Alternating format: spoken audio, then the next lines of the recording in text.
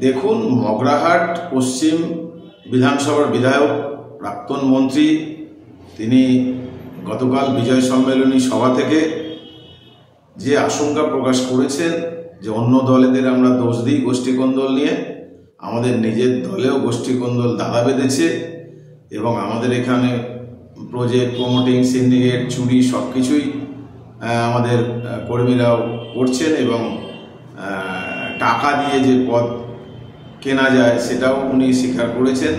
উনি বলেছেন টাকার বান্ডিল নিয়ে কলকাতায় ঘুরছেন ব্লকের সভাপতি হওয়ার জন্য। তো দেখুন, এটা ওনারা ওদের দলের কথা বলেছে, ওখানে তো আমাদের কিছু বলার নেই। আমরা শুধু বিজেপির পক্ষ থেকে বলবো যেটা সত্য স্বীকার করেছেন, যেটা সত্য বিরোধীরা মিথ্যাচার করতে বলতো সেটা ওরা নিজেরা স্বীকার করেছে। বিগত দিনে মদন মিত্রও বলেছেন যে টাকা দিয়ে মন্ত্রিত্ব পাওয়া যায়, টাকা দিয়ে টিকিট পাওয়া যায়, অন্য অনেক নেতারাও বলেছেন। তো সত্যটা উদ্ঘাটিত হচ্ছে ওনাদের মস্তিষ্ক থেকে। যাই হোক, আজকে বিনাশকালে বুদ্ধি নাশ যেটা হয় সেটা বুদ্ধি ওনার নাশ হয়নি, বুদ্ধি আজকে সঠিক রূপায়িত হয়েছেন, তাই উনি বলেছেন। তাই আমরা ওনাকে অসংখ্য ধন্যবাদ জানাই সত্য স্বীকার করে নেওয়ার জন্য।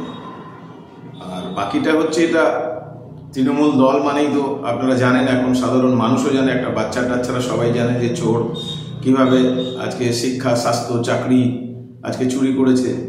তার প্রমাণ কত নেতারা জেলে গেছে, যে পশ্চিমবঙ্গটাকে আজকের কি অবস্থায় নিয়ে গেছে, যেভাবে একের পর এক ধর্ষণ হচ্ছে দেখছেন কি অবস্থা। মুখ্যমন্ত্রী বলছেন মেয়েদেরকে সন্ধ্যের পরে না বেরোতে। ওনার যদি পুলিশ মন্ত্রী হয়ে এই কথা বলেন, এটা বলা তো একটা সাংবিধানিক মুখ্যমন্ত্রীর উচিত নয়।